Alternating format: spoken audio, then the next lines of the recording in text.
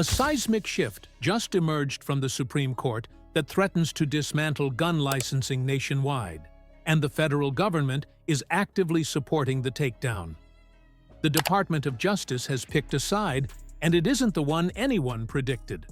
More than 24 states have mobilized their legal armies. Jurisdictions clinging to restrictive licensing are preparing for impact. What unfolds from here will fundamentally transform how Americans across every state access their constitutional carry rights. This represents the most consequential firearms litigation since the landmark Heller decision. If the trajectory of American liberty matters to you, smash that subscribe button immediately, because the consequences are unfolding as we speak. The Aloha State's restriction reversal. Understanding how this legal battle reached critical mass requires examining what Hawaii attempted after the Bruen precedent dropped in 2022. The nation's highest court definitively ruled that jurisdictions couldn't hide behind discretionary licensing frameworks any longer. That era had concluded. Yet Hawaii reviewed that ruling and engineered something dramatically more suppressive. They constructed a framework that fundamentally inverted public firearms possession across America. Under Hawaii's revised statute, armed carry was permissible exclusively on private land, if proprietors furnished advance written authorization. No posted signage? You've instantly violated criminal code. Hawaii wasn't operating in isolation. California, New York, New Jersey, Maryland, Massachusetts, they observed Bruen's impact, acknowledged it superficially, then crafted legislation specifically designed to circumvent it. They didn't abolish licensing. They fortified it. They didn't broaden carry access. They constricted it further. From 2022 through 2024, these 5 jurisdictions enacted 47 additional firearm constraints, with Hawaii pioneering 14 distinct statutes. Hawaii's approach crossed boundaries even the Ninth Circuit found challenging to uphold. Their statute rendered 99.8% of private locations prohibited unless explicit authorization was documented. Service stations, retail centers, parking facilities, banned by default architecture. This transcended regulation. This became eradication. When trial courts sustained it regardless, the Supreme Court confronted legislation that brazenly defied their precedent and generated a circuit division impossible to overlook. Hawaii constructed their entire argument around one historical comparison from the 1800s, bearing zero relevance to licensing structures. But there's one element that distinguishes this litigation fundamentally from every previous Second Amendment confrontation. And it begins with who arrived to wage the battle. The federal attorney surprise nobody anticipated. The Department of Justice reversing positions in firearms litigation is virtually unprecedented. Typically, when jurisdictions construct restrictive licensing architectures, the DOJ champions them through public safety arguments. However, when Hawaii's statute arrived before the Supreme Court, something remarkable occurred. The DOJ submitted documentation essentially conceding Hawaii's framework couldn't withstand Bruen's scrutiny. They informed the court directly that Hawaii's legislation wasn't addressing property rights. It was architected to suffocate carry privileges through a permission infrastructure lacking any historical precedent. They highlighted that trespass statutes already provide property owners complete authority they require. So, why engineer a default prohibition? Because the objective was suppression, not security. The DOJ's filing employed the term pretextual for instances, legal terminology for exposing fabrication. Then came the bombshell. The DOJ formally petitioned to participate during oral arguments supporting the plaintiffs. Across the previous 4 decades, the federal government has reversed positions in Second Amendment Supreme Court litigation precisely 3 occasions. This marks number 3. When the nation's chief legal authority intervenes to help disassemble a state's licensing structure, every judicial chamber nationwide takes notice. State attorneys general initiated urgent communications. Legal advocacy organizations reallocated funding. Everyone recognized the battlefield had transformed. And precisely when permit-dependent jurisdictions believed they'd witnessed maximum pressure, 26 states entered the conflict backing the challengers. Not 2, not 5, 26. That's over half the nation submitting briefs, arguing Hawaii's framework poses unconstitutional danger to nationwide uniformity. This wasn't reinforcement. This was judicial force projection. You recognize what this signals for jurisdictions that built parallel frameworks? But first, you require exact comprehension of how Hawaii's permission architecture actually functioned operationally. The inverted authorization mechanism decoded at this confrontation's center sits one deceptively elegant manipulation. Hawaii attempted rewriting authorization itself. Rather than, "You may carry unless proprietors object," Hawaii declared, "You cannot carry unless someone provides explicit written approval." They transformed the Second Amendment into a permission document most property owners would never realize they were supposed to provide. Consider how this operates practically. You're a compliant firearms owner. You completed Hawaii's licensing protocol, remitted fees, cleared background investigations, finished instruction, and obtained your state-issued credential. You enter a supermarket. Is signage displayed stating, "Firearms permitted"? Almost certainly not.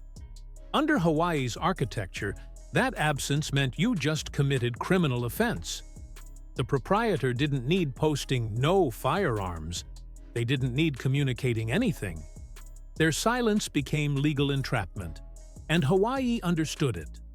Internal legislative correspondence revealed lawmakers specifically debated how most commercial establishments won't bother displaying permission signage and how that would generate effective carry prohibition.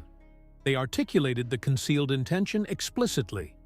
The state's chief legal officer calculated fewer than 0.4% of commercial entities would post firearms welcome notifications.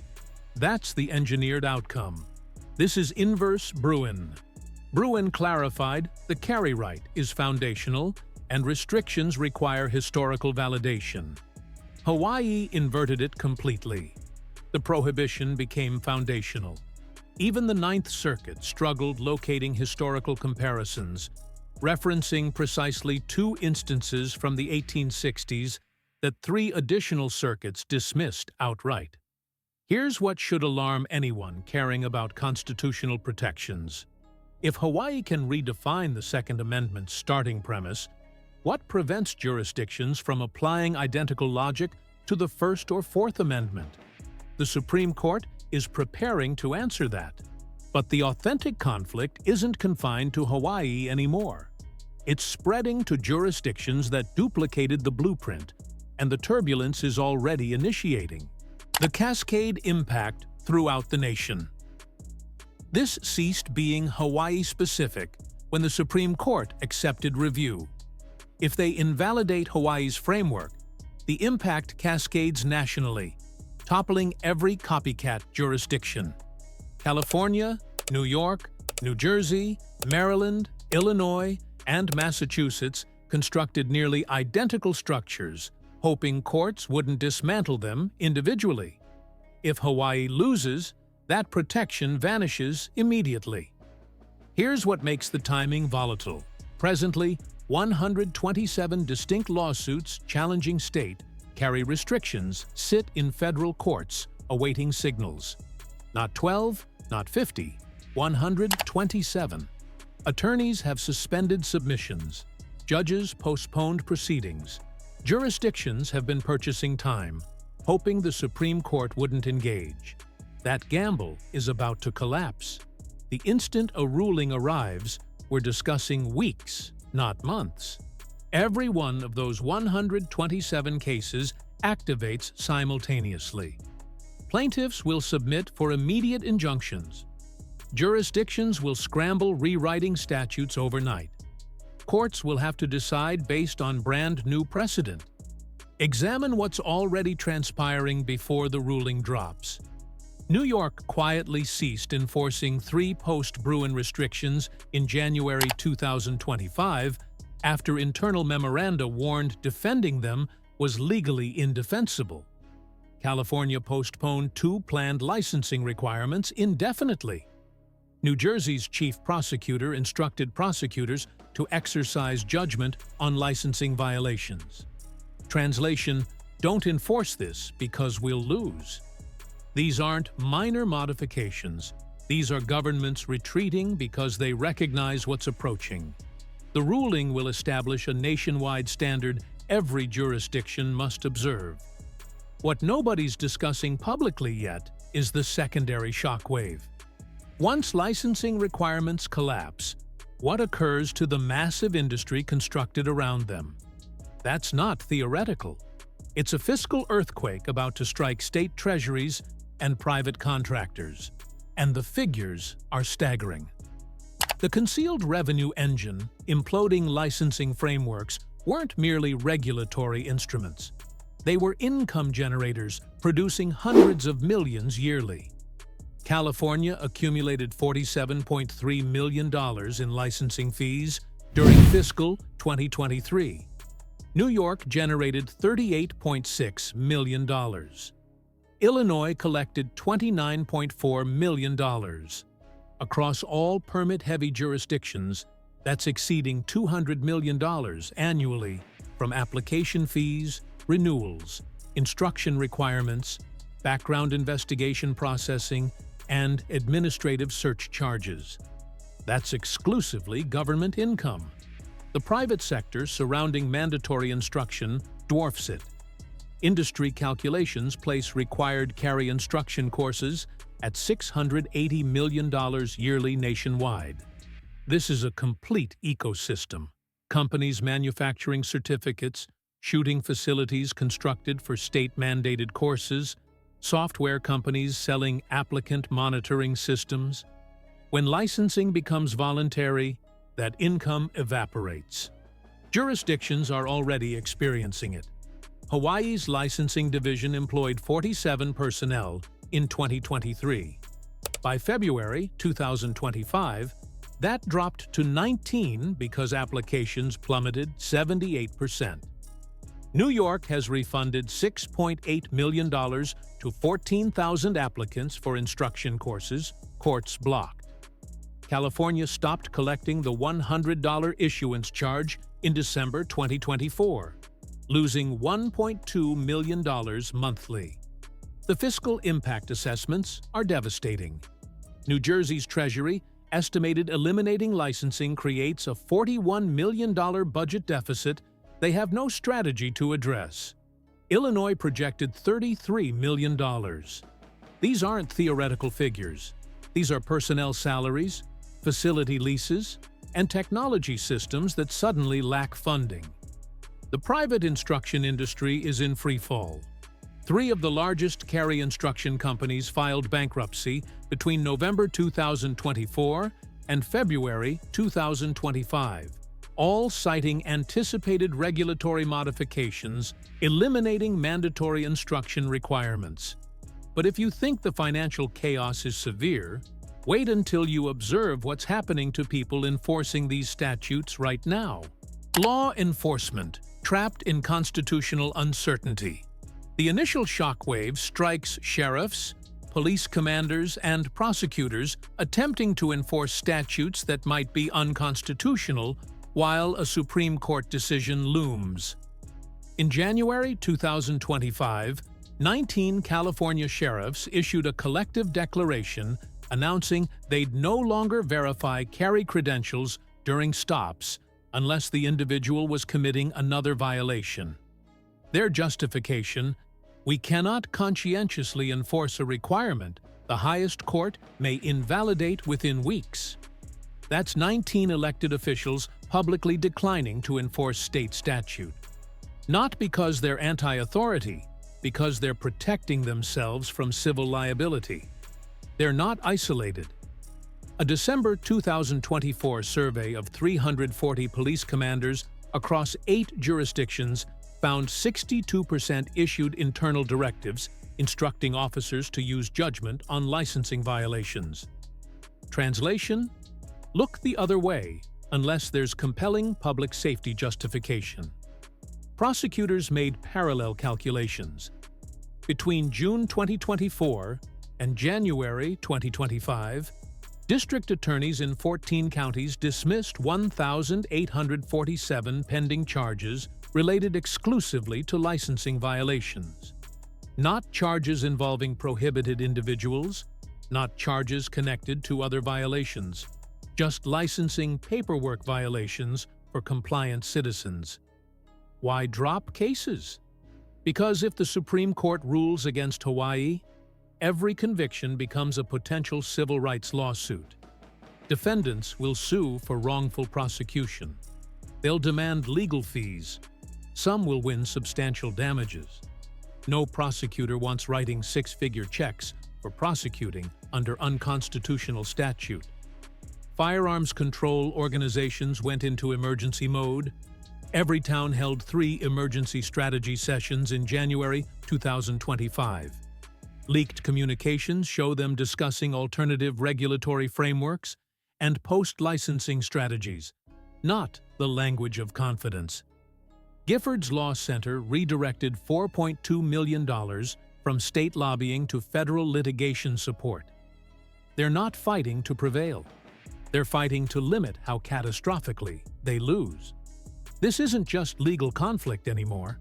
It's a fundamental question about how constitutional rights function. And the Supreme Court's answer will reverberate far beyond firearms. The individual versus government authority question. The Supreme Court isn't just reviewing Hawaii's statute. They're determining whether the carry right originates with you or with government.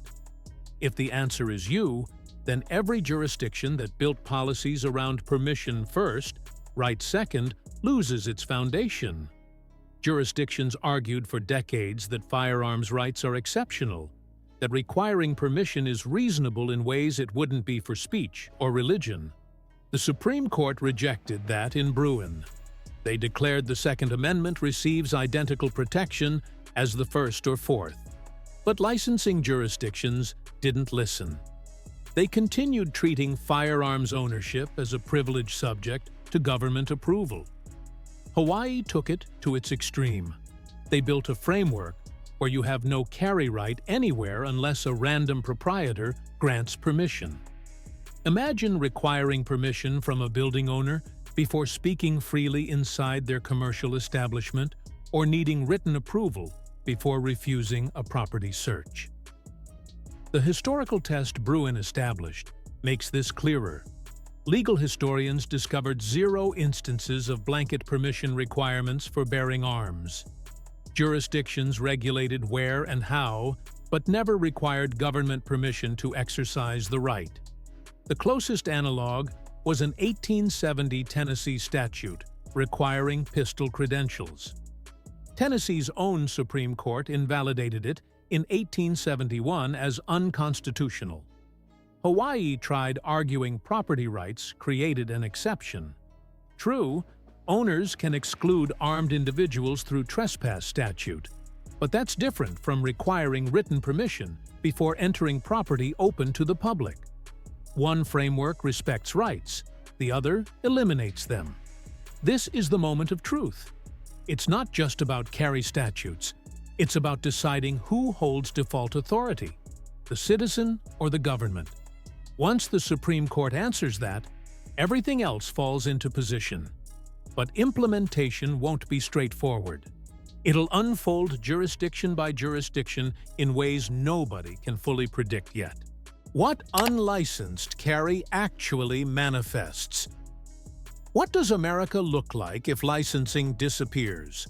We already know 29 jurisdictions allow unlicensed carry right now. Between 2010 and 2024, 21 jurisdictions transitioned from requiring licensing. Crime didn't explode. FBI data shows violent crime in constitutional carry jurisdictions decreased 8.2% in the 3 years after implementation versus 2.1% in licensing-required jurisdictions. Vermont never required credentials. Not in 2024, not in 1924, not ever. Vermont ranks as one of America's safest jurisdictions with one of the lowest firearms homicide rates. Maine adopted constitutional carry in 2015. 10 years later, their firearms homicide rate is 1.1 per 100,000, lower than before the statute. New Hampshire went permitless in 2017. South Dakota in 2019. Neither saw increases in firearms violence. What unlicensed carry does is eliminate bureaucratic obstacles for compliant individuals while doing nothing to stop criminals who weren't obtaining licensing anyway. Implementation varies. Some jurisdictions went fully permitless. Others kept licensing as optional for reciprocity.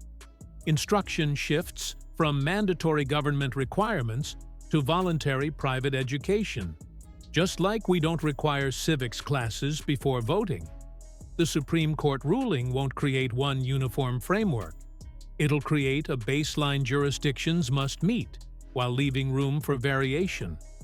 The practical rollout will unfold over 18 to 36 months as jurisdictions update statutes, courts resolve cases, and law enforcement adapts. Some jurisdictions will move quickly because the legal writing is on the wall. Others will drag their feet until lawsuits force them. But the direction is clear. America is moving toward a framework where the carry right doesn't begin at a licensing office, doesn't depend on bureaucratic approval, and doesn't require paying fees to exercise constitutional rights.